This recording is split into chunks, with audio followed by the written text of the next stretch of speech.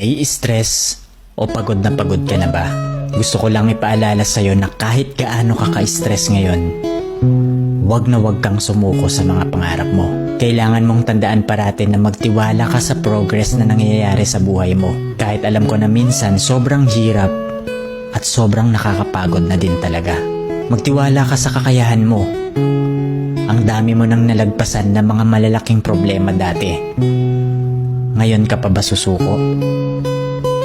Patuloy ka lang na lumaban. Yung pakiramdam mo ngayon na nahuhuli ka na sa buhay, siguro dahil nakikita mo yung mga kakilala mo o yung mga kaibigan mo, pakonti-konti may na-achieve na sila. Parati mong tandaan na lahat tayo ay may kanya-kanyang timeline sa buhay. Hindi ka nahuhuli at hindi ka rin naman nauuna. Kung nasaan ka man ngayon sa buhay mo, yan ang lesson at experience na kailangan mong pagdaanan ngayon. Lahat tayo ay may sariling kwento sa buhay na makaka-inspire ng ibang tao. Sarili mong kwento yan. Kaya make sure na sulitin mo ang bawat moment at gawin mong fulfilling ang kwento mo kahit anong mangyari.